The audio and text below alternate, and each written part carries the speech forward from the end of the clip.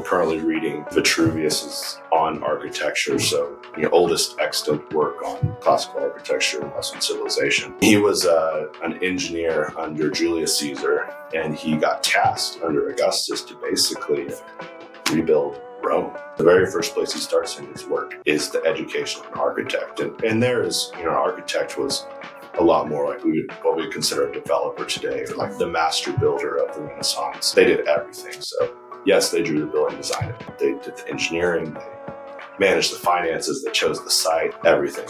His prescribed education for an architect in that sense had very, very little to do with the specifics of the job, but almost everything to do with understanding and being able to draw from every field of knowledge.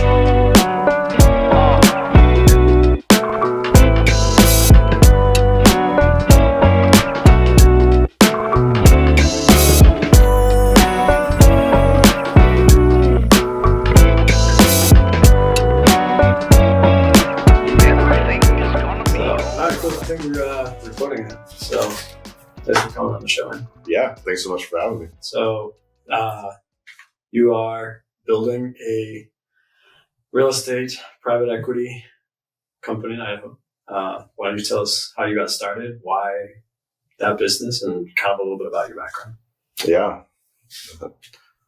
Try to keep it fairly quick. So I grew up in a very faithful Christian home in Oklahoma. Got to grow up around family business. My dad and grandpa, for most of my life, were in business together in the oil and gas industry in Oklahoma. And so got a lot of interesting exposure that a lot of kids probably don't get growing up from that.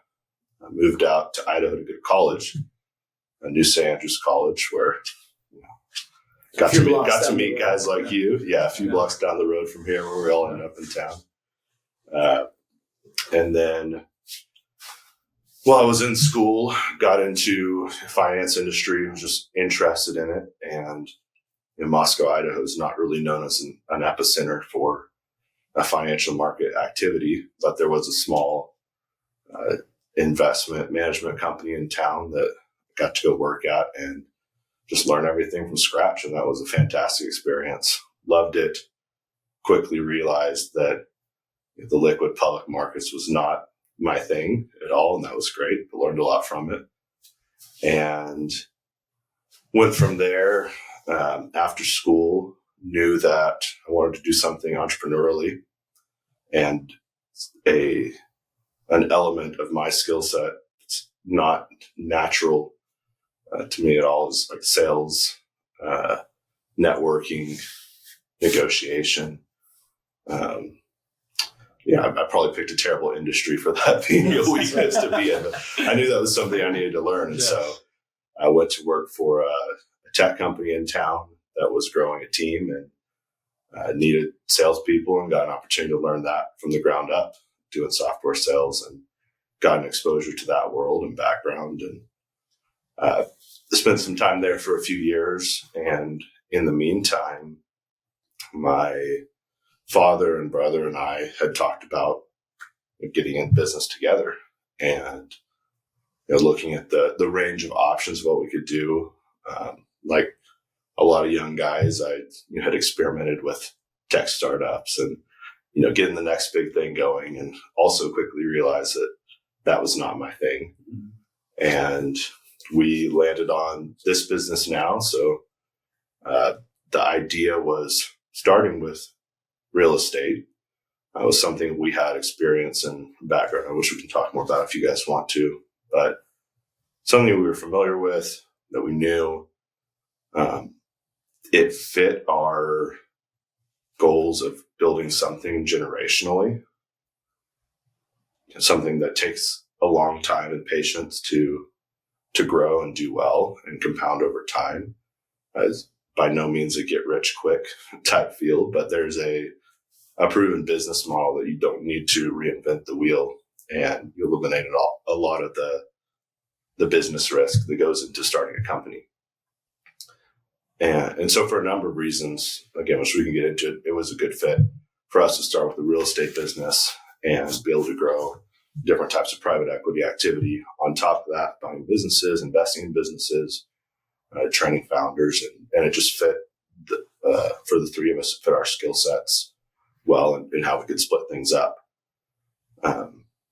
And so that was in 2019, 2020. That was the start of Copium Investments, and moved to Boise to start that. Yeah, that was just kind of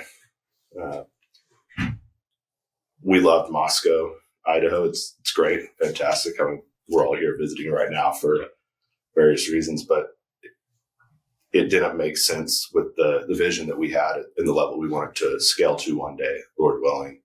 Didn't make sense to be in a small town. Boise's the financial and cultural epicenter of Idaho. Logistically, it's really hard to get in and out of Moscow. Much easier to do that out of Boise, and just made a lot of sense. And we had a good church community there that we could plug into and be involved and grow and work on building something like this somewhere else. That's sweet. You come from a generation. You're like third generation entrepreneur in your family, right? Like your grandfather and your dad have started and built and sold businesses before. So did you learn, is this like something that you learned, since you were young, kind of seeing them run their companies and businesses? Or? Yeah, I think I was definitely blessed to have an example of that. You grow up and you want to imitate your dad and you want to imitate your grandfather and the people that are around you. And so maybe that was a benefit in the sense that entrepreneurship was never a really scary thing to go after. My dad had started multiple businesses, and some did well, some didn't go very well. And, I got to see that and see from his experience. But yeah, I think that being in a generational business is something that I was blessed to receive growing up and have that training and education that a lot of young guys don't get exposure to. Got to go. I was also homeschooled for a period of time. So I got to spend a lot of time around their businesses growing up and work a lot of different jobs and sit in on, international negotiations as a 15-year-old. That's just kind of abnormal. Yeah. How many times did you go to China? Just once. Just once. Okay. But yeah, we got to spend a lot of time in those conversations, even with when they were in the U.S. And my dad did a great job too of just like sharing with my brother and I as we were growing up. Like, here's what I'm dealing with. Like, here's the stuff you have to put up with in business, and here's how I'm going to try to solve it. And he just kind of brought us alongside him, and that was such an invaluable experience. But yeah, my grandfather was he grew up very, very poor and had the opportunity to get into an oil and gas industry in Oklahoma during a good uptime, and God blessed him in that, and he did really well. And he did so well in business over the years, not from being the smartest guy or the most talented guy. I mean, he didn't really have parents to raise him and give him an education, but he just always did everything with integrity, paid attention to the little things. Like, everybody who he dealt with knew they could trust him and they loved him. And he was a very generous man. And he's still, even though he's out of the business now, he's still around. He stops by our office and chats with my brother and I, and like, we still have that example and mentorship to be able to do it. So it's a huge blessing that we're very grateful for. Yeah. So you talk about, and I remember jamming with you on some of the early startup ideas, the tech stuff. But yes. How did you decide, like, that's not for me? You talk about the public markets. That's not for me. How do you land on real estate private equity as this is the target? Yeah, I think it's, when you're young, you're always in the mode of trying to decide what you want to do with your life. And maybe some people know that really early on. For me, it wasn't that I was necessarily disinterested in things. I was too interested in too many things. And so it was just a matter of discovery, and you do something for a little while, year or two, you dig into it. I like to teach myself stuff. So I'd go deep in the weeds on different things. and try to learn as much as possible about coding or financial markets or derivatives or whatever it is in different areas. Learn as much as possible in a short period of time and try it out. And it was just things that I couldn't see myself doing my whole life. Like maybe there would have been a route to do something where you make money and then you go do something else you're passionate about. But once I knew I wanted to go in an entrepreneurial direction somewhat. Once we had talked about it and landed on this business model, it was just a very clear picture of like, okay, I could do this the rest of my life and die and be a happy man. And that's the direction that I want to go. And maybe the Lord will call me in a different direction one day, but for now, it seems like this is the direction to go. Yeah, that's sweet. So you, part of what's interesting about your story, and we chatted about this before, but is you go a real estate private equity investing direction, but forego all of the traditional credentialing, going to get an MBA and all that stuff. You intentionally, not just kind of skip it, you intentionally don't do it. You just jump and build a company. So talk about the decision behind it. Yeah. So I went to a small classical Christian liberal arts college, New St. Andrews College here in Moscow, where met you guys. Yeah. Yes. Got to tackle you guys in rugby. Yes. Like I won't go into too many details about our win-loss record against you guys. Yeah, not to save you some face there, but yeah. So we all met here. You guys had the same experience. It's a very unique school in that they're trying to revive a model of education that was very common in Western civilization until the last 80 to 100 years. Mm-hmm. I grew up, like I mentioned, I had a number of different educational experiences in childhood, but did have some exposure to classical Christian education. Just didn't get the full thing. And in high school. And I was a baseball player, like most guys. I had this vision. I wanted to play baseball in college. Yeah. Thankfully, I knew I couldn't make it to be a pro, so I didn't take myself too seriously. But I was just planning on going to study something, boring like finance or whatever. Thinking gender studies. Yeah, thinking that would be the route to go into business after, and I could enjoy playing some baseball. I was at it, and had a friend who shared New St. Andrews with me my senior year, and checked it out on the website and read the curriculum, and like, that sounds pretty cool, and came up for a visit. And it didn't even apply to any other college. It was like love at first sight. Sold me like that. That's where I want to go. Just the rigor, the challenge, the community, everything just fit really, really well with what I was looking for. And in hindsight, it was a providential move. Very, very glad God led me in that direction. But it was not necessarily a move like, I want to start a business, so I'm going to do this to qualify. But it was because this was the type of education that I wanted. I saw the vision of, I want to grow in wisdom. I want to grow in my capabilities as a man. I wanted to be able to grow in my knowledge of God and of everything He's created. And that made sense from that direction of education. I could see how that would help me no matter what I wanted to do, whether that was academics or ministry or business or whichever direction you take it. Especially like you were describing earlier. And I think I certainly went through this stage too, which is like, what are you going to do? You still don't have a certain path. So this gives you a good base for whatever you may end up deciding. Yeah. I think in hindsight, like even if you know what you want to do, there's just such a good foundation to be able to understand the world and make decisions with wisdom. It's the education that makes you a better human being, helps you fulfill your purpose. It's like, you want to be a doctor? It's like, this is how you be a great doctor. It's like, you have this foundation. You want to go start a business, like, this is how you be a great leader. You have this foundation. And not saying you can't do it without that, but it's just, there's a reason, it's kind of the pinnacle of Western civilization education, of having a classical Christian education. Yeah.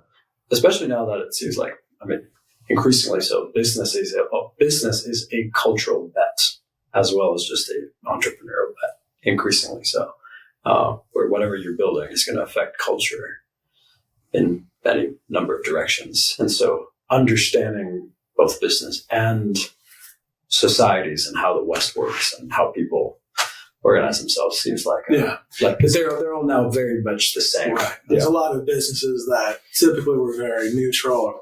Tech used to be not a political space, and all of a sudden it is. Every tech company, they're forced to make a decision on censorship or philosophical questions. HR policies. Everywhere. Everyone is being forced to, even in normal businesses, to sort of take a side, as it were. Yeah, you see, like in the world you guys are in, of connecting people and businesses together, you see this alignment of, like you said, business is a cultural statement, and understanding all the different impacts and threads that go into whatever you're doing is a very underestimated skill. And I think for listeners who might not be familiar with the movement, even though the classical Christian education movement is definitely becoming more popular, it's worth noting that as a liberal arts tradition, it's very different from going to normal state school and getting a liberal This arts is not degree. like classic, like generic liberal arts. I would still, anybody wanting to get into what I'm doing today, it's like MBA is not a bad route. And you can even make the argument like the connections you make going to a certain school are worth it. I'm probably missing out on some things for not doing that. But as the knowledge that you get, totally unnecessary, in my opinion, to go to school for some type of classified knowledge that you're going to get from Harvard. I mean, you can even get that on YouTube now, so it's even less of an argument today. But compared to a state school or traditional secular liberal arts degree, like I'm in a full agreement. That's probably pretty worthless. But when you have the richer understanding of theology is the queen of the sciences. Like everything's rightly ordered and fits together, where you get a better understanding of the world, and you're not just like having vapid discussions about philosophy or literature or gender studies, or, whatever else goes into those discussions. But I think in hindsight, even though I didn't go this educational route for the purpose of starting what I'm starting now, it was a great move. And it's interesting.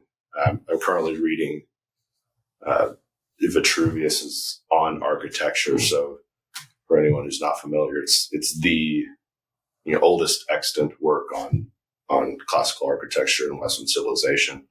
It's why we have the classical architecture in Britain and in Rome. And it was rediscovered in the Renaissance. And you had this explosion of rebuilding the classical style, even here in the United States.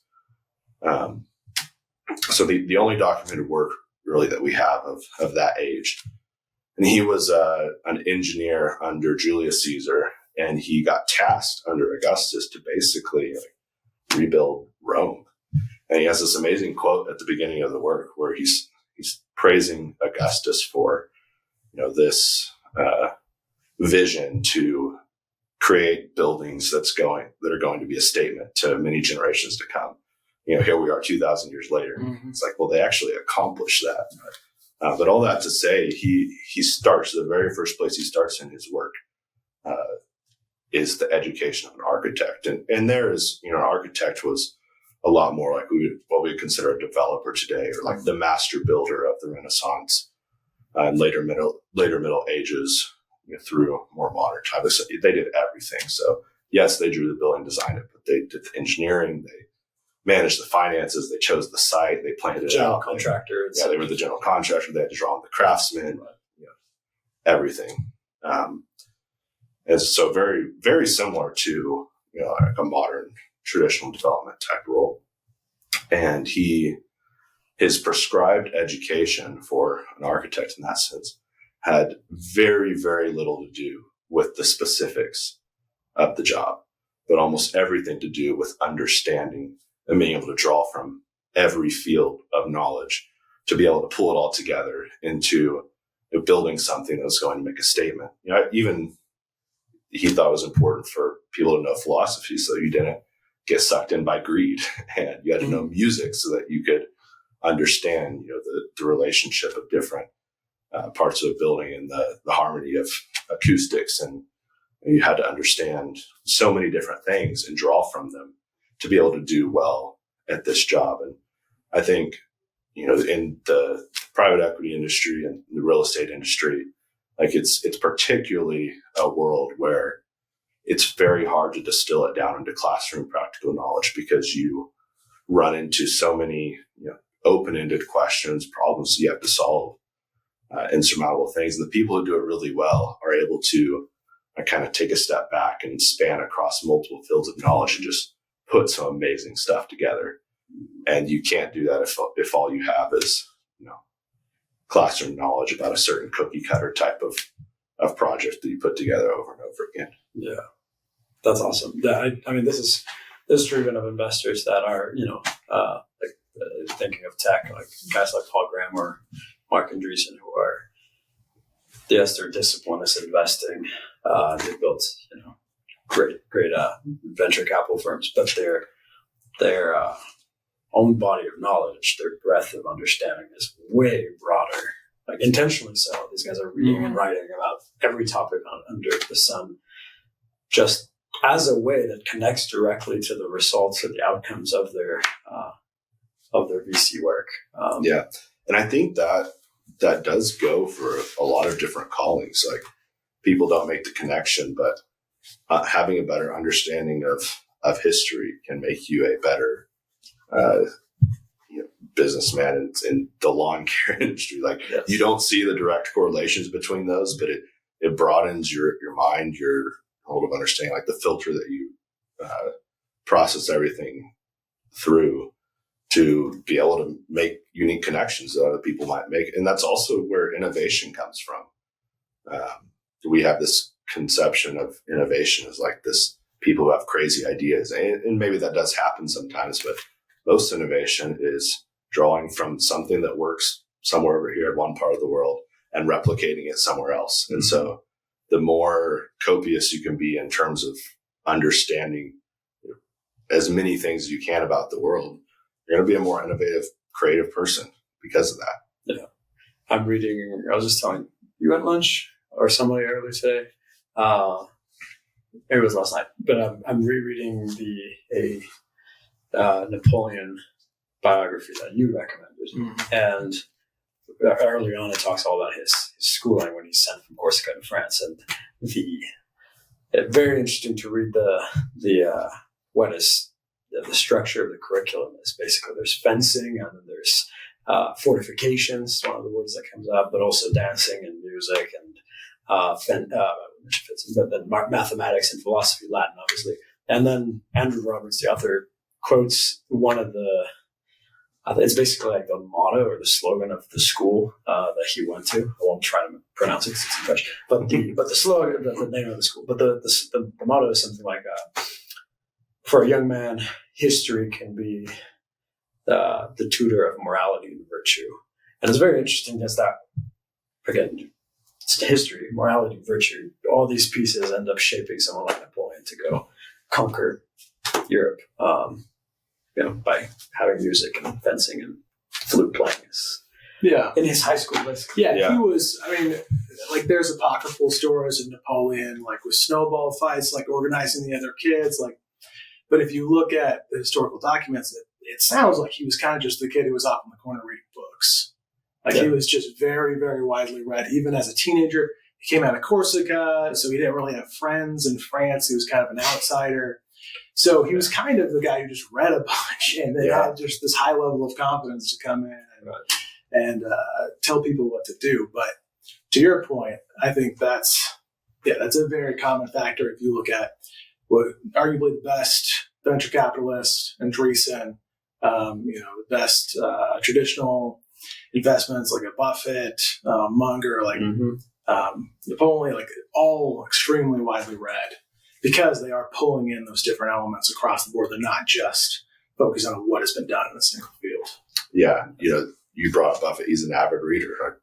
I I don't know if this is exactly true. He's another one of those guys he had lots of legends about. Yes. But read somewhere first 90 minutes of his day every day. It's just sets it aside for reading. It's like just consuming knowledge as much as possible. And yeah, you do see that as a common thread. It doesn't necessarily have to be the classics or classical education or whatever that might be.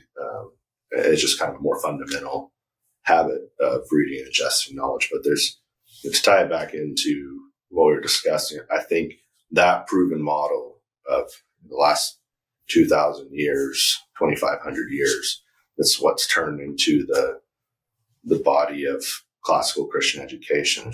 It's just really hard to beat, to be very good at whatever you end up doing. Mm-hmm. Especially if you're developing I'm thinking of, like, for example, your kids or my kids. If you're developing a structure at home or with your family business where your son can be learning a lot about business as he grows up, then when he's 18 and he gets a classical Christian education, it's not like he's gone from playing video games 18 years of his life, goes to college, and then he's like, oh, what do I do with my life? You're creating this flow that he's been steeped in, and he's just adding another bunch of tools to his background, which is kind of like what happened to you in a sense. Yeah, I mean, to be honest, it was not overly difficult. There's still lots to learn, and you want to improve your craft every day. But to get like a basic body of knowledge about private equity industry, about real estate, there's something that comes from experience and practice, and you can't separate out that part of the craft. That can't happen in the classroom. But it's like when I got started, I considered for a short period of time, do I need to go the MBA route? Thankfully, I talked to somebody, an alum from New St. Andrews, who went that route, did very well. Finance, is now in real estate. And he was like, no, don't do it. You don't need to do it. Waste of time. He went to top career school and got as good an education as you want. So I thankfully had some backup there. But you can go and you can find the syllabus of the Wharton real estate MBA track, the Harvard real estate MBA track. So found those online. You find some lectures, you find a bunch of articles to read, and you just order all the books. And it was like $750. Like, order all the textbooks, all the books, get all the documents, and you learn. You don't have some of the talks, and like I mentioned before, you obviously miss out on a lot of the connections that are super valuable in some of those schools. But as far as you get the whole body of knowledge for less than $1,000, and it takes you maybe 6 months to read with some applied effort. And so it's out there if you're just willing to go put in the work to get it. I think you just devalued MBA.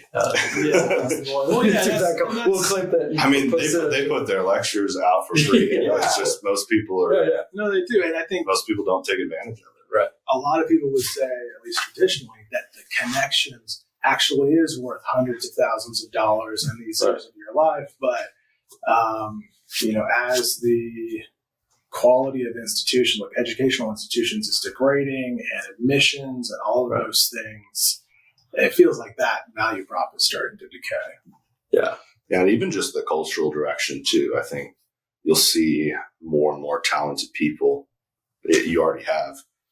You look like some of the VC movements of paying people to drop out of college when they're really talented. Like, there's already kind of this cultural shift against that and some cultural decay. But I don't know that some of those institutions will ever completely go away. It's still kind of a gateway into elite society in the country. And so probably will continue to do so. And for anybody who has the means and the desire to go do that, so as long as you can keep yourself strong and don't fall into some of the, don't fall into the influence of some of that decay and trap. It's like, we need people who are still going into that level of things. It's not a necessity.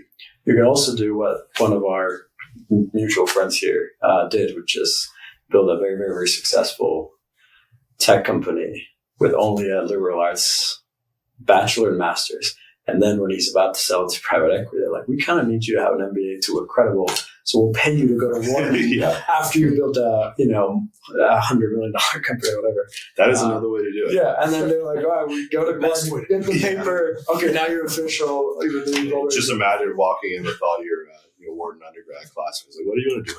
I want to go roll up, HVAC companies in the Midwest. You're like, I want to go start a tech company. He's like, what are you going to do? It's like, oh yeah, I'm the C-level executive at a multi-million-dollar tech company. Yes, exactly.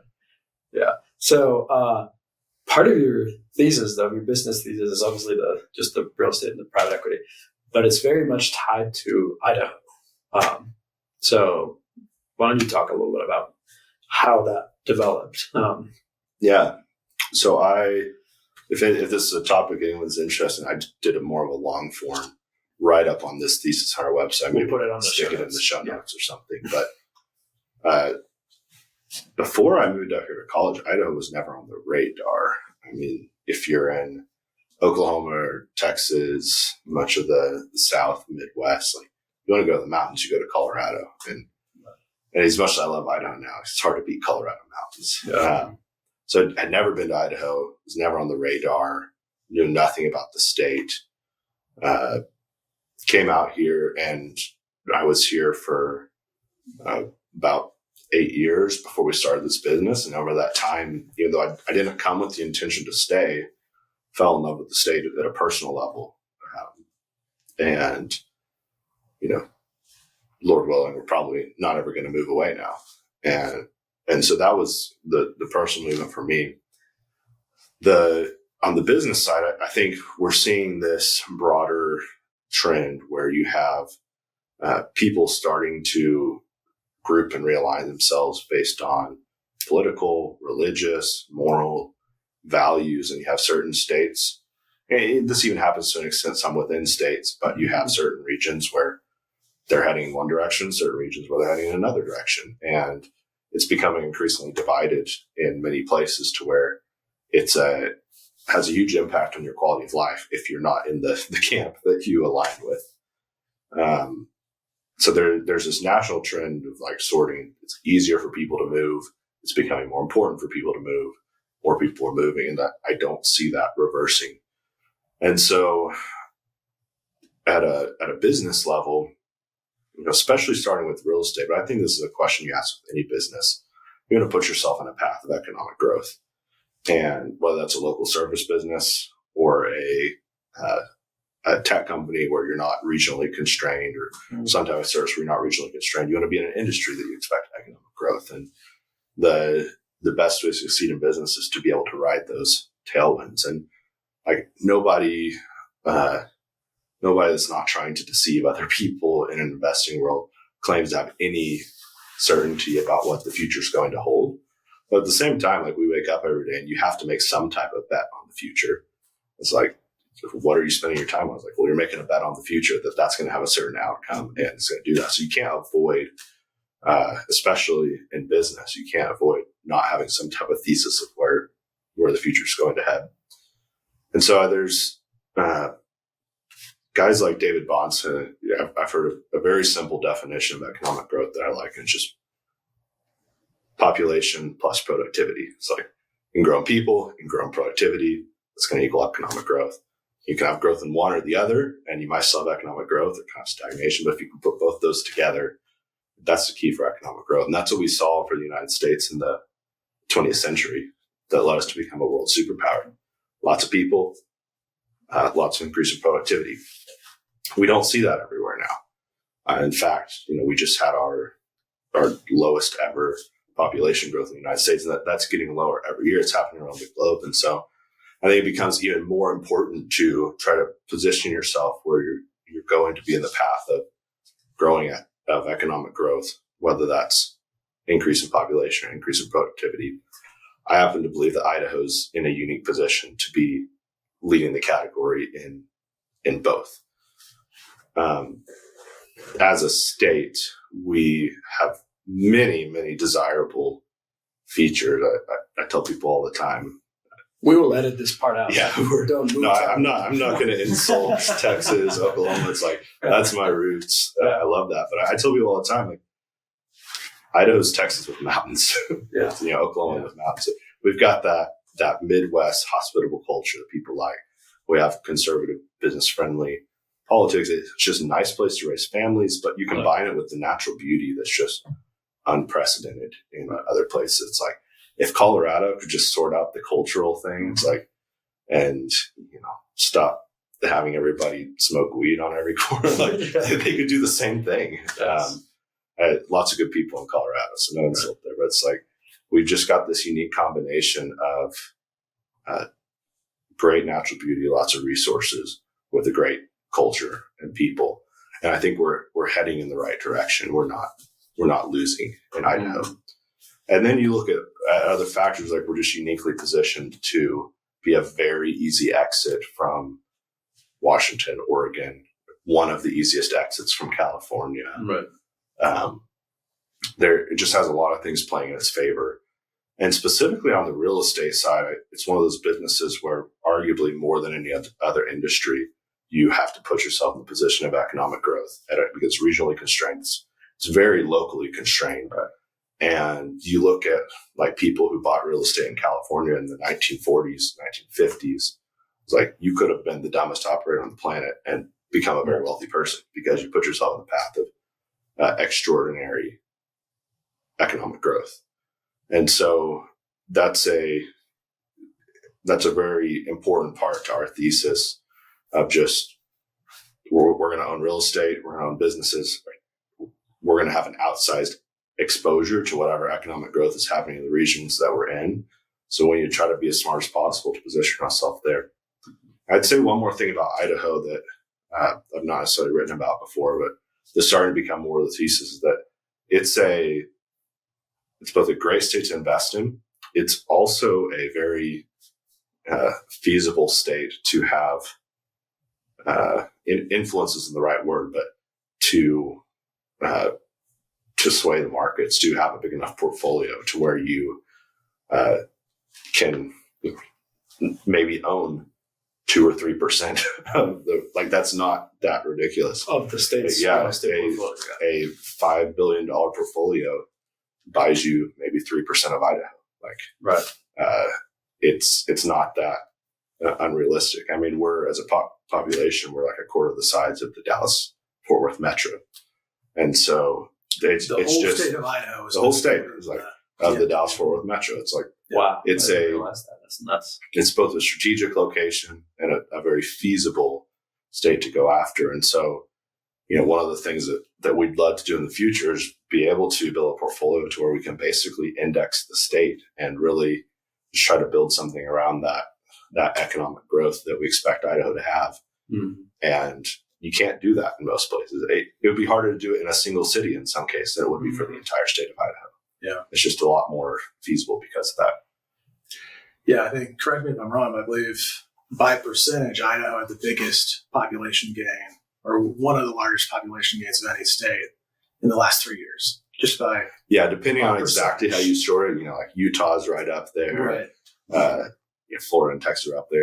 It's different metrics. But if you look back, like the last 30 years, we're consistently in the top 10%, top 5% of states. And so it's, I think if I'm remembering the metric correctly, we've averaged about a 3% growth rate annually, which doesn't sound like a lot, but over the last 20 years, wherever that's measuring, the United States was at like 1.1%. Mm-hmm. So it's like almost triple the growth rate of the country as a whole in a smaller localized region. Yeah. And to your point on exit, so my father grew up in Coeur d'Alene, Idaho. Very beautiful place. Mm-hmm. Lake, hills, mountains, absolutely trees, gorgeous. It's probably about 20,000 people when he was growing up, mm-hmm. in the 70s. And now probably close to 100,000. And it's just become... Yeah, if you count the broader area, it's over 100,000. Okay. So. Yeah, so you have spots like that. The crazy part is there's other places like Coeur d'Alene that are that beautiful that start still at 15,000 or fewer. Yeah, exactly. Yeah, and I don't think most places will grow to that size. No. You have I-90 that runs right through close proximity to an airport in Coeur d'Alene, and then all the resort infrastructure that's built up. But to your point, I mean, we're towards the bottom. I don't know if we are at the bottom or towards the bottom of population density in the country.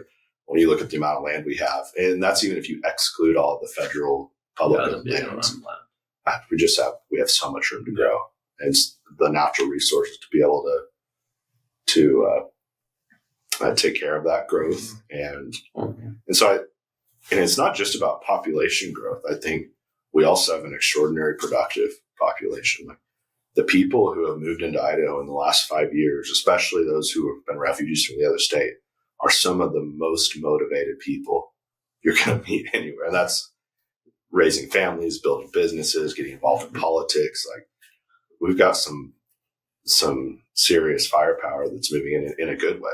The number of people, some I've met through new founding, some I think you've introduced me to, like guys who own businesses and they've moved their entire companies, not just themselves, remote, whatever. No, they're like, everybody pack up. We're moving this. Yeah. The whole company's now Idaho based. If you want to work for us, you're moving to Idaho too. And everyone moves. That's true, like packing the wagons and going over, Oregon Trail style. And yeah, you have to be here to, like, you want to be here, essentially. Yeah. We have another thing that I love about Idaho is we have a very young population. And we were one of only a handful of states that had positive population growth for children under 18 in the last few years. That is, I think, a very good leading indicator of productivity. It's like most of our country is getting older. People aren't having kids. Like we're going to have the younger population that's going to be able to do work and make money and grow the economy. Yeah. So you all have a real estate side of the business and then a private equity side of the business. What do those look like? Like what type of investments are you looking for on the real estate side and on the private equity side? Yeah, I think it all plays together. The reason for starting with real estate is it's a very great foundation to be able to grow from. Like almost every business endeavor is somehow tied to dirt. It's like you can trace it all the way back. Spoken like a true Oklahoma. Yeah, it's true. It's like you get in the tech world where you arguably is, work from home software company is arguably as far removed from dirt as you can get. But all of your code goes back to running on silicon chips, which are made from dirt. Yes. It's like there's always a real estate component to a business, even if it's very far removed. And so we wanted to start with that as a foundation. Real estate has a proven business model. You don't need to reinvent the wheel. So it's a very low business risk to start. And as your portfolio grows, lots of companies, like thousands of companies, have done this really well. So we're not doing anything unique, but you start a property management company, which we've already done, and you grow that, and you get good at it. If you have a high standard of service, you do it the way you like it to be done, and you're going to be better than 95% of property management companies out there. And so then you start offering that as a third-party service. You do the same thing with your contract. You do the same thing as you grow with electricians, with plumbers, so on. So you can organically create this, the industry is called a vertically integrated structure where you can take it as far as you want. And you're building a private equity company. In a sense, you're not out buying this, but you're building them. Right, that's true. And every one you launch has this tie into the ecosystems where it's making all of your other businesses better. So I think that was an initial motivation, both for being able to start some of those companies that are going to provide better services internally, save us money. That flows back to capital partners and everybody, but also being able to grow and offer those third-party services. And then there's the side of buying and investing in businesses too, where you go and you buy a business that is growing and you're working to make that grow, and then that business needs real estate, and so you've got correlations between the two to where you can have an ecosystem that's thriving off of itself. It's falling into the concept of just like own space in general, right? To where you're not just insulating yourself from cancellation, from somebody being able to take out some critical piece of your infrastructure and kill the whole thing. It's not just a defensive move, but it's an offensive move where every step you can expand, if done the right way, makes every other component better. And as a whole, anti-fragile in many ways, right? Yeah, that would be one way to put it. What related to that question? So, what sort of levers do you see each side of the business kind of giving you, insofar as the Idaho trajectory is concerned? Like landlords, you talked about earlier at lunch. Landlords realizing how much landlords exert cultural pressure one way or the other during COVID, for example. So the importance of owning real estate, owning space. What levers does the real estate side give you guys versus the private equity through the businesses? Yeah, I think, like you mentioned, COVID woke most people up to a few things. One being the impact that your local elected officials have over your life, much more so than, say, a president does. Mm-hmm. For people in business, particularly people in offices, you also saw what impact your landlord can have in your business. I mean, similar back to the concept of own space, similar to the risk you carry if you're a company building on, say, a remote hosted web server stack like AWS, and your political religious values don't line up with Amazon. With a couple clicks of a button, you could be booted, shut down. You gabbed. You can sell your service on a certain marketplace. Like, how many times do we see that happen? You sell your service on a marketplace. As soon as you're not valuable in that marketplace, they replace you. Like, there goes your whole business. You just expose yourself to some of those risks. And not that, I think we have enough protections and laws to where landlords weren't like kicking people out and causing a business shutdown. But, you had certain office buildings where you had to wear a mask every day to work. Yeah.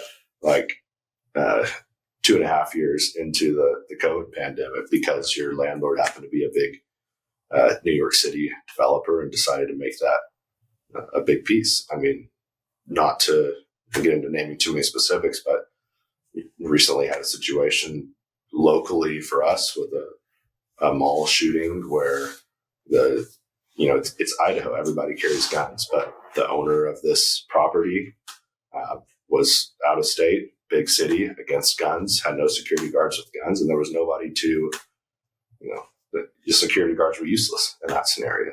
Right. Like, landlords have an impact in the culture. Well, maybe it's more behind the scenes.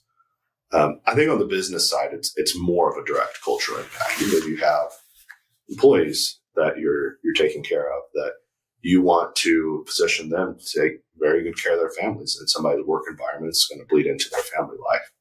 You have services you're offering. Like, you just interact with so many more people on a daily basis in certain industries and service businesses, to where you have more of a direct cultural impact in certain things, but it all ties together.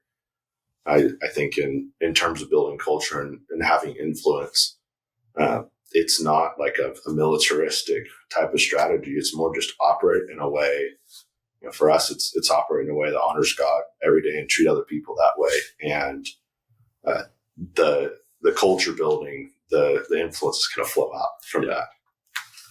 That makes me think of the tech company where you referenced earlier you worked as a salesman, but we all worked at some point, in fact, overlapped.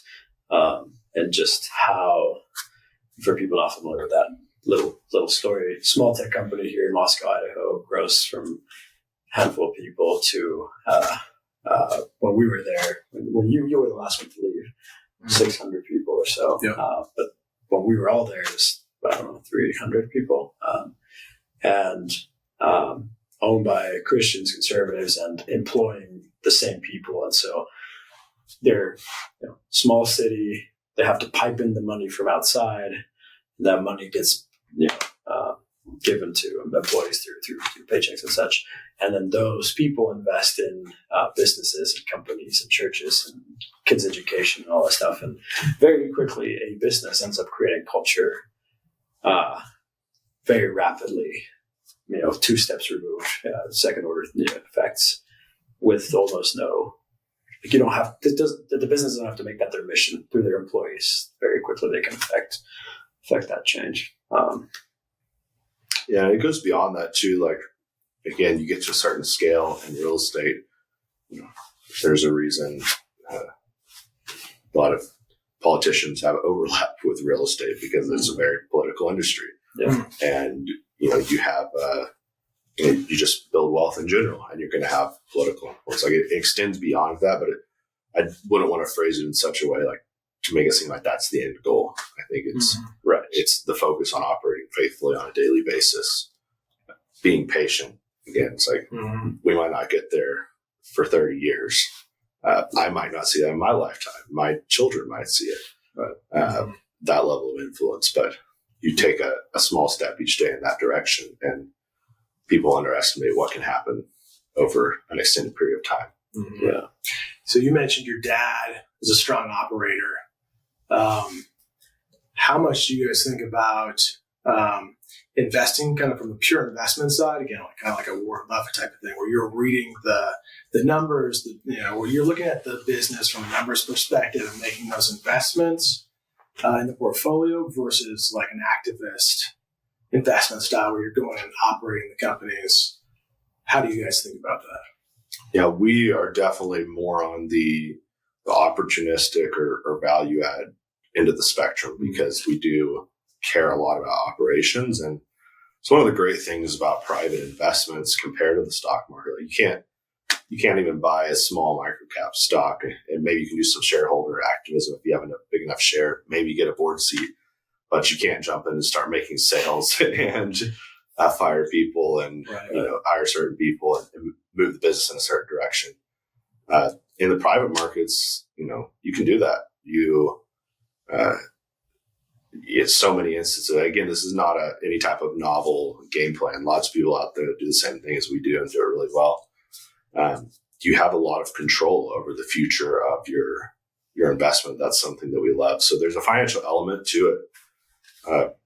And a lot, like on the real estate side, a lot of people tend to fall into more of a financial play camp versus an operational play camp. You have some very uneducated, which would seem from the outside like not savvy operators that just kill it in certain markets because maybe they don't know the difference between a bank loan and an agency loan. But they know how to sign leases and they know how to get deals done, and they just make a ton of money. And on the flip side, you have people on Wall Street who buy properties they've never seen based off of papers of financial performance and economic data, and they have a very in-depth financial knowledge and they can leverage it to make money without touching the property. So we try to marry the two of those. We want to be able to pull as many levers as possible. But when it comes to real estate, we're looking typically for stuff that we can go in and get a property leased, because we know that we're going to be making 100 cold calls a day to businesses that are a very good fit for that particular property to be able to get them in there. Whereas an out-of-state owner that's just hiring an agent and not touching it, we've got a huge competitive advantage over that. Being able to save money, have local relations, like the whole 9 yards there. Same thing on the business side. Investing in businesses is more of my father's area, because he's got a very strong operational background with very messy businesses. But you go in and you buy something that they've got a good product. People love it. Maybe the owner's checked out. Maybe the owner's a problem in the business. Maybe you need to restructure things, but you just unlock a couple of key components and a business can get out of its own way and grow in certain cases. And that is an area where opportunistic plays, like, it's more difficult because there's more business model risk. There's more things that can go wrong, but they can have a much greater impact. Like, you do really great in the real estate world if you 3x your investment over 5 years. You can do that in a year in the right business sense, with the right operational moves. More risk there involved, of course, but operations have an even greater impact. So I think just generally spanning the thread, we're always looking for stuff where we can get in and get our hands dirty and make some type of improvement to the business model. Do you find that so you have your thesis and then the business model you just described. Do you find that on the other end, the real estate side, let's say the small businesses that you're calling to place to get them to move to a property, or on the private equity side, a small service business or not small, but service business in Idaho that you call and you want to buy? Do you find that they respond positively to your thesis and vision about Idaho? I mean, the sort of caricature of private equity, and many times it's accurate, is that private equity comes from some faraway land guts your company, tears it to pieces, sells it for parts, and then you're left with nothing. They walk away with the bags. So how do the people that you serve, respond to your thesis about localism in Idaho and all that stuff?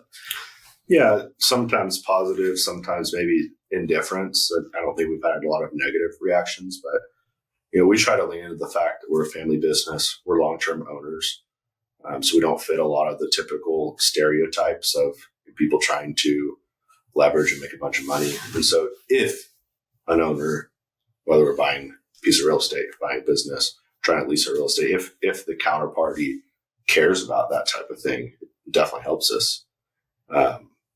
Most business is relational, and if people like working with you, it's going to, give you a lot of advantages. So we try to build a reputation of being honest, being likable, being a generational family business. And, it does help in a lot of cases because a lot of asset owners are older and they're thinking about, this business is real estate, do we give this to our kids? Do we involve our kids?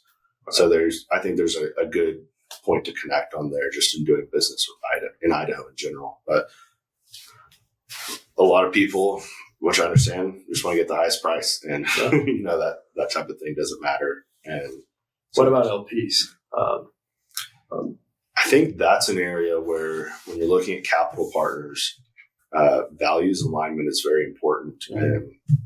And we would want to build a type of business where somebody who hates every single point that we stand for in terms of values would still have a good investment experience with us because we're being honest, we're working hard, we're doing what we need to do. So it's not like we're trying to divide that, but I think whether it's moral values, whether it's business values, it's very important when you're working with capital partners to be as aligned as possible. You look at a practical example of how many businesses have sold to private equity, and the owners end up clashing with the new ownership because one group wants to grow the company fast and sell it. The other one sees all his employees and their families and wants to take care of them and take it steady and not take on a lot of risk. You have instances where limited partners, capital partners, joint venture partners in different scenarios, might want to have a shorter investment preference and take a lot of risk and try to grow it as much as possible. And hey, if we lose our money, no big deal. I'm doing this all the time. You have others where it's like very risk off, and those types of things you have to navigate. And thankfully, it's self-filtering a lot of times. Like if you've got some of those strategies set out ahead of time, but yeah, I think when it comes to the other side of like values alignment, it's for instance, if you work with Blackstone, they own a very significant chunk of your business, or they even have this influence in the public markets because they own so much of it. It's like they tell you need to implement a DEI policy. Right. It's like, if you don't, it's good for you for standing up, but you're out of there. It's like your business is shut down. They don't care in many instances. Maybe more now after this summer, but who knows? But you just always have certain levels of value alignment where things work the best when you're all happy with the direction that you're sailing and you're working towards a common goal and a common vision of the future. It doesn't have to be perfect 100% across the board, but the more you're aligned, the better. No. So you are 4 years doing into this, or 3 years? Yeah, 4 years full time. Yeah, 4 years full time, right? So even in 4 years full time doing this, what would you have started differently or done differently early on, even before you started this, based on kind of what you learned about the business and running this runs for? Yeah, it's a good question. I don't know if there's a lot we would have done differently. I mean, there's the hindsight perspective of, if I could have predicted what happened in financial markets, I would have bought a lot more, a lot faster. Right. Yes. And sold it fast too. So I think that. We all, yeah. That said, I'm thankful we took it slow because, there are a lot of people who did grow really fast, and in trouble right now. So we took it slow. I don't know if there's a lot I would change. We've tried to just be very intentional with starting with processes, starting with what does an excellent product look like, starting with the end goal in mind, and thinking what steps we need to take at a small scale to get there. We didn't go out and raise lots of money and buy lots of properties or businesses in the first few years. We've been patient, wait for really good opportunities as much as we can, and go from there. So, yeah, it was probably the best way to do it. Nice. In hindsight. Are there any particular operators or businesses that you've learned from, even just by we all do a lot of reading, but the business stories, not books, business stories or operators that there's stories that you've learned from, or you're trying to kind of pick apart and follow their steps? Probably too many to count. Too many to count. Yeah, there's so many good unknown family businesses. A lot of times now the ones who've been successful operate like it's a family office, but you just get to see so many cool stories where you see third or fourth generations, which is rare to still have that far down the road. Not just involved in a business, but not screwing things up, like still building on what the previous generations did. And that is one of the cool things about being in Dallas. You were asking us earlier what we like about Dallas. There's a lot of that. And we talk to lots of people just on a weekly basis. We're like, I'm 7th generation or 6th generation Texan. And not just Texan, but building a business and family office. And that should be all of us, It's very admirable. And I think anytime you see those types of scenarios, it's something that you want to learn what worked for them and emulate what you can. I think specific to operations, there are, again, everything's imitation. You don't want to reinvent the wheel in our industry. Maybe there's some room for innovation, but if you try to change too much, you're putting yourself at a lot of risk. And so we follow companies that have set a precedent for, again, slow, conservative growth. You can't do too poorly on the real estate side if you don't over leverage. If you stay within your means, grow within your means, buy at good discounts, like just general operational principles that you'll learn from reading, Buffett and Munger or the Heinz companies or any of the big development companies. I mean, actually, there's some really good pieces like out of the savings and loan crisis that you see. You saw some companies, Trammell Crow is like the famous one, where they have a collection of memos, speaking of a Dallas company, where they had a lot of their executives put together the memos. If you're not familiar with what happened in the savings and loan crisis, like most banks across the country just shut down. People couldn't get access to money. Loans were called due. The government had to set up a real estate investment trust, basically, to not in a modern sense, but to hold all the real estate and sell it for everybody. It was an absolute nightmare scenario. Trammell Crow had extended and grown a lot in that time. They got hit really hard.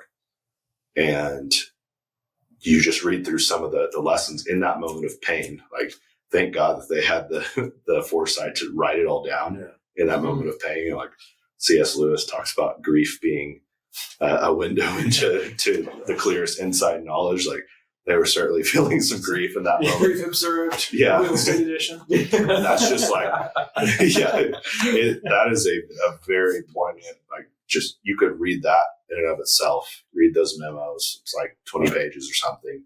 It's nothing fancy. They weren't planning on publishing it, anything like that. Right. It's like, read that and build your business off of that and you'll do great. So thankfully there's a lot of knowledge out there, proven business models to copy and emulate. And just when you look around, it's like, you see somebody doing something that you like. It's like, it's the way all business works. Let's try it. Yeah. Let's see if it works for us. For sure. Yeah.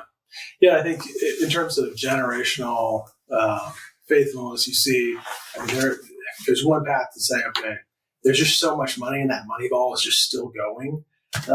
which can lead to malaise and people hanging out on yachts. Also, Dallas. Yeah, not the yeah. Dallas part, Going back to, but there's a lot of that. to Dallas, yeah, people maybe not doing much with their lives, right, versus continuing to grow and be faithful. What do you see as the components to like creating that sort of a generational environment where you say, hey, we're going to build wealth and train our sons to be faithful with it versus just coasting? It's a very difficult thing to do, having not done it myself. Yes. My children are still young.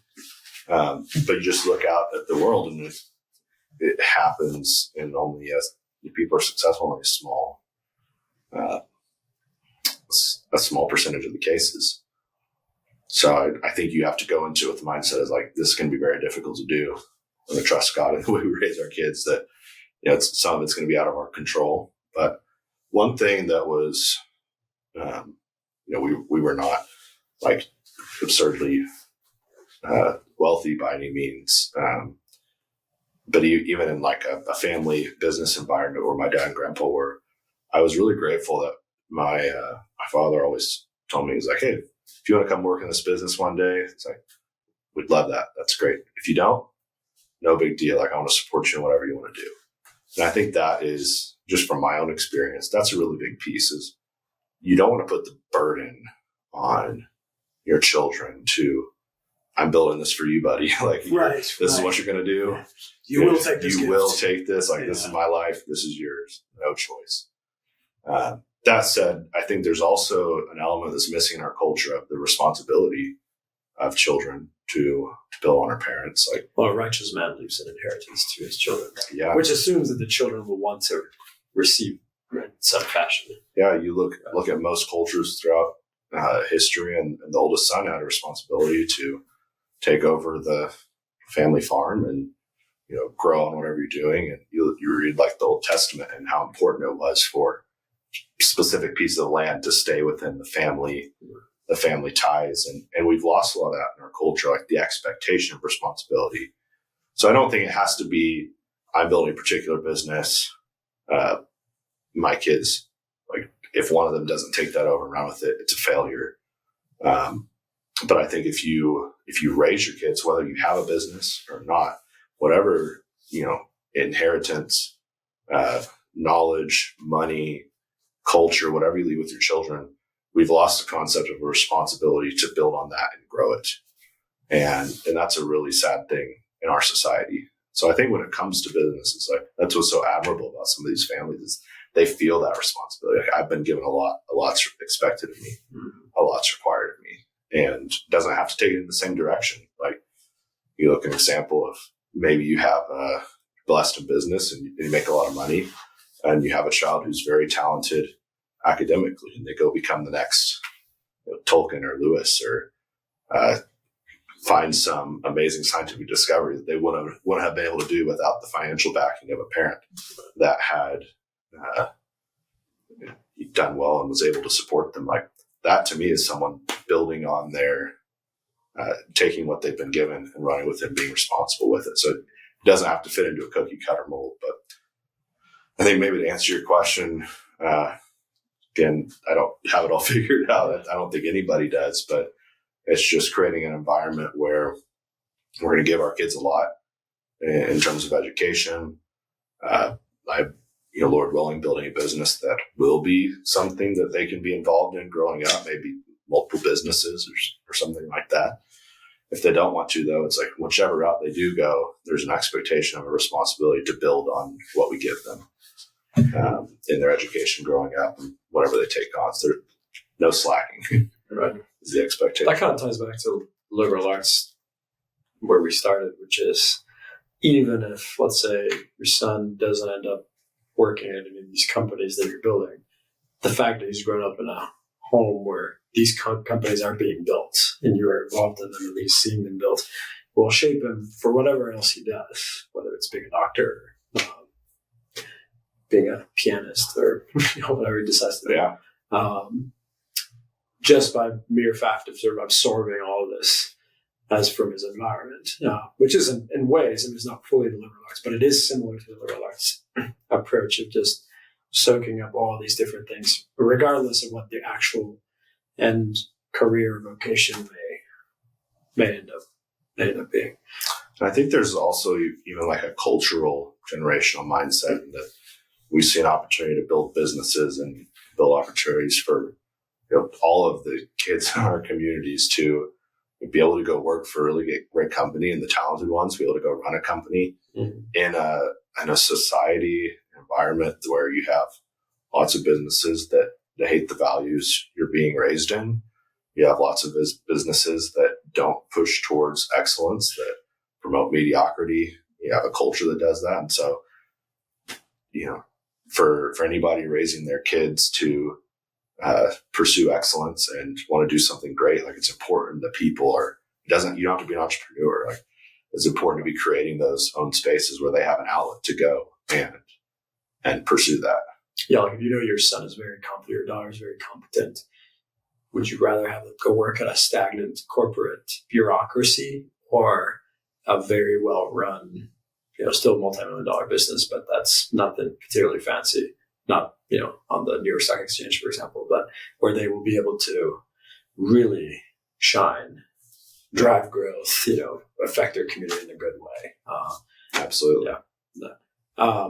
What do you see as, next couple of years for the business? What are you guys thinking? What are you going to be doubling down on, focusing on, that sort of thing? So we are, if anybody's keeping on the news, now's a pretty slow time in the market for us. Yes. Got to be able to operate in any market environment. So, we're still pretty active. Are you writing your memos so that? doing a lot of writing. Yeah. No, Isaac Waitman. Yeah. No, the goal is to be big enough to where you don't get hurt in those moments. Yeah, that's right. So I'm grateful we've taken it slow so far, but expect a lot of good buying opportunities to grow. So we're at a point to where we've got our processes in a really good spot. We've been patient with that. We've been intentional about that. I'm really happy with our product, and we're ready to grow. So we're just kind of waiting for the opportunity. We're working to find the opportunity, but trying to get ready to go when that's available. I think over the next 5, 10 plus years on the real estate side, my vision and goal is I mentioned earlier, be able to index the state of Idaho, and that's maybe it's a long shot, but I love the idea of like taking that index approach in public markets with a state that's small enough like Idaho and say like, okay, we've got 40% of our real estate valuation is in the Treasure Valley. You've got X amount of different locations. Within that, you've got it broken up in different asset classes, and you build a team that can operate it really well. You go buy very well located properties that are going to perform well in the market, and you build a portfolio around that to where, if you just want to bet on the growth of Idaho, it's like you can do that because you've exposed yourself to the economic growth by the way you structure a portfolio. So we're taking some baby steps to get there. Right now, we're mostly just doing stuff around the Boise market where we're headquartered, and there's plenty of room for growth there. And as the opportunities have come up, take advantage of them. We're also putting more effort into the private equity side now, and we're working on some business acquisitions. We've got some investments we've made already, but that's a timing where I think a lot of people see the trends in that with just aging business owners, not a lot of inheritance plans like we're talking about. Yeah. There are going to be a lot of opportunities in the coming decades to be able to, for the people who are willing to put the work in and acquire and operate businesses, to be able to build portfolios around those. And so we're hyper-focused locally on stuff that, again, can kind of fit into an ecosystem and play off of each other and benefit businesses together, but putting some more effort into that right now. Do you have a sense geographically of where Idaho might go within the state? Because right now, it is thankfully it's a small state.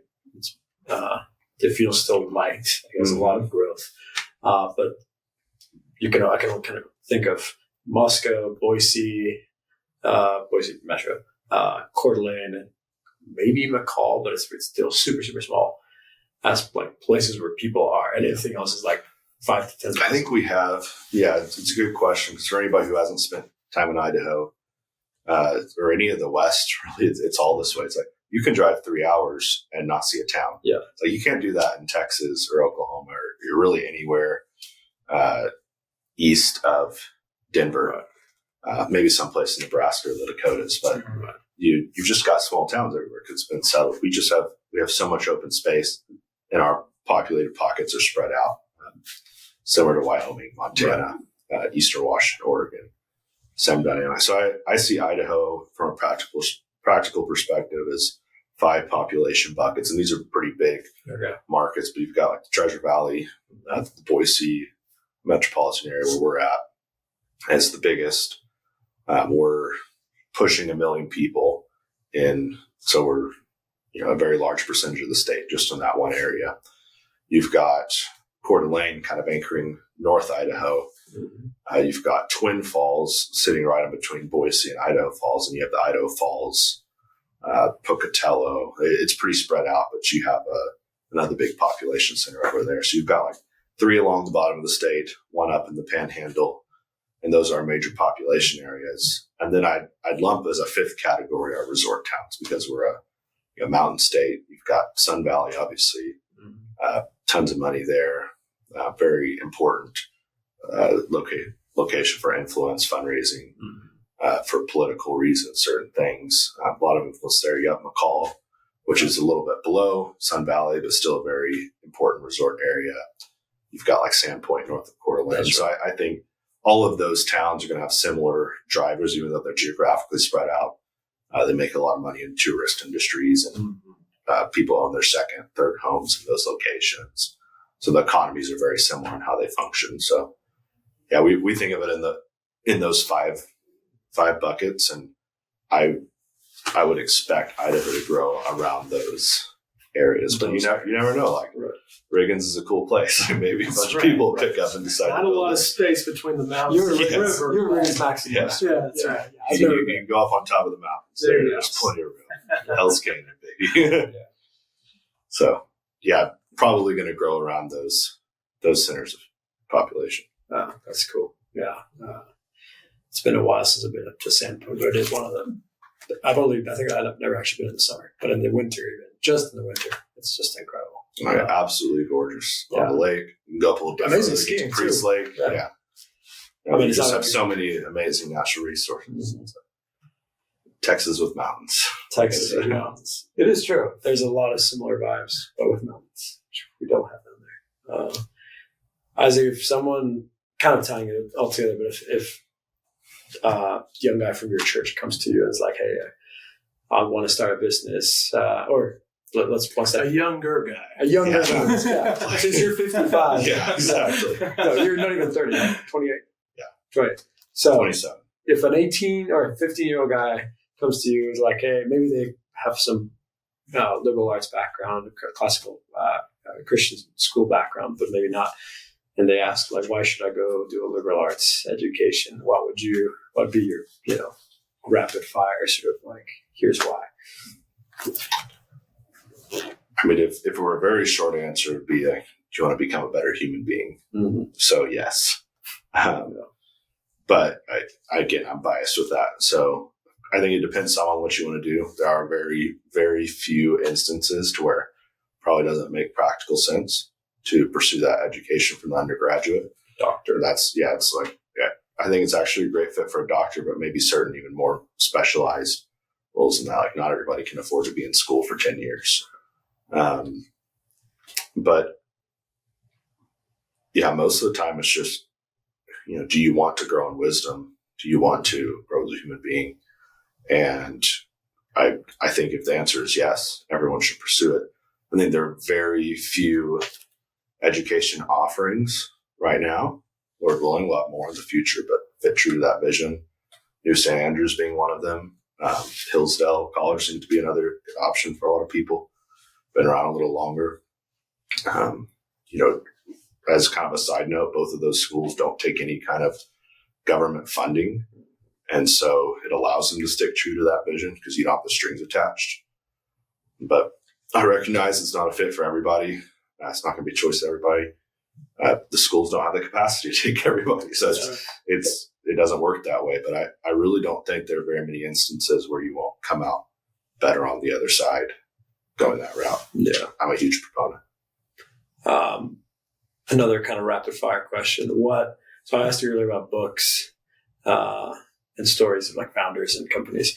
What is and I didn't let you know about this question ahead of time, so maybe it's on the spot. But do you have a favorite business book, air quotes, that is not a business book? A lot of people say the Book of Proverbs, and so it's not a very unique instance, but it's really true. Yeah. You can read through Proverbs your entire life and continue to learn. But business book is not a business book. We were talking about productivity earlier. That's what I was going to say. It's like that is just a general productivity, whether you're in business, academics, whatever you're doing, how to be a productive person. I would highly recommend that for anybody. That book is Productivity. Productivity, Doug Wilson. Yeah. We'll put the link in there. If you don't know Pastor Wilson, one of the most prolific content producers alive today. One of the most productive people. For many people. It's like, if he speaks about productivity, you should listen. Yes. That is a very good one.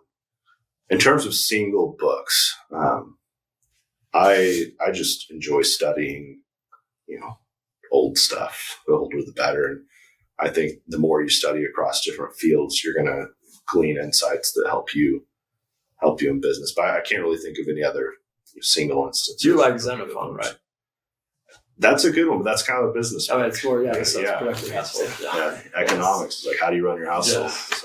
It's like, how do you hire and fire people? How do you train people? It's like I put that as a business book. Yeah, that's true. That is true. Yeah, along those lines, any like explicitly business content, papers, you mentioned the Tram Won't Grow, any of those things that have been especially good. Yeah, recently, I'd say a lot of my reading has been more focused on real estate or private equity, more general. For like an introductory book, I always recommend a book by Bill Porvu called The Real Estate Game. Great, just like general overview of real estate. I think most people that are interested in the industry think of it as like house flipping, or they get on like a website like Bigger Pockets or something, or you have all these like people marketing themselves as gurus or educators, and you get this very narrow sense of the real estate world. Like guys with Porvu's book, he was a Harvard, I think he was a Harvard, Harvard Business School guy. He just does a really good job of like what people don't realize. There are so many different ways to make money in real estate. Like you can get as far out on the skinny branches as you want. He does a good job of opening your eyes to not just the many different ways you can build a business model, but some of the core principles that underlie each of those. So that's a very good one from the real estate side. From the business side, there are a lot of good ones. There are some very commonly recommended like practical business books. There's like the Traction book with methodologies, and some of those are pretty good. Like Patrick Lencioni books. There's a book called, and I'm forgetting the name of the author. It's called The Outsiders. It's a profile of 7 or 8 different CEOs that I really like. Kind of counterintuitive. Instead of trying to pick like the high profile people and study them, folks. It's looking at who actually grew shareholder value over a long period of time. How do they do it? And then I think it's good to read as many biographies or stories of people as you can. Like one of the really cool things about being in the industry is whether it's capital partners, tenants, people you're buying stuff from, people that buy properties from you, you see so many interesting, like the most random ways for people to become very wealthy that you can imagine in the world from all kinds of different industries. Just the more you can open your eyes to those types of things, better. And hopefully it would help people realize like you don't have to just go start a tech company to start a business. Like you go start a, agricultural chemical manufacturing company for a specific type of product and become a billionaire if it works well. So many options out there. it's pretty amazing. Yeah. So last two questions. We usually frame them in the past as black pill, white pill, but we'll reframe them for you. So in your broad world of real estate, private equity, taking, indexing the state of Idaho, what's more challenging than people might realize, or what's been harder or more difficult? Or which is more challenging in general? Yeah, it's hard to frame that in terms of what people might realize, because I think people have a pretty negative perception or a high perception of difficulty in the industry already. So it's much easier. It might. So you're saying I don't want to say it that way. Yeah. For us particularly, we try to be very disciplined buyers, and it's hard to grow a big portfolio. Given our market timing of when we put we weren't just investing on the side, which we've been doing for a long time. We're working this business full time. We started a very high market peak, and so there are, a lot of people who are participating in that. We try to stay as far away from that as possible. So when you're a disciplined buyer, sometimes you have to go long seasons without an acquisition opportunity to grow, and so that's probably going to be a big challenge of it's not a sexy getting to a scale where, you really have to be patient when it's market related. You have to scoop up as much as you can when it's at a good discount. And there are always good deals in any market when you work for them. We bought some very cheap properties in 2021, even last year, 2022, that are kind of a narrative violation. Those are out there, but they take a lot more work and they're a lot fewer and far between. So that's definitely a challenge, and probably one of the biggest inhibitions to growth at the scale we're trying to do going forward. Right. Yeah, more of the long game. But on the flip side, what's been better than maybe you realized? I think just like the reaction to the vision. It's cool to see something you're excited about and tell people about it and see them get excited about it too. And just in the state of Idaho, more focused on our area in the Treasure Valley, like the network we've been able to build with other builders, founders, people in different industries, that it just makes me very optimistic. I'm a naturally optimistic person, probably to a fault, but it makes me very optimistic about the future of our state, seeing what other people are doing. And I think that's one of the beauties of the industry is you get to work with people from all kinds of different industries and have that overlap. And that's been surprising to me how quickly we've been able to build that kind of network. Mm-hmm. I was expecting that to take decades, and it really happens, at least for us. It's happened a lot faster than that. Yeah, that's awesome, man. Well, I think that's it. Thanks for coming on the podcast, man. No, thanks for having me. It's a lot of fun. Yeah, we'll follow the links in the show notes and launches very soon. Yeah, sounds good. Thank you.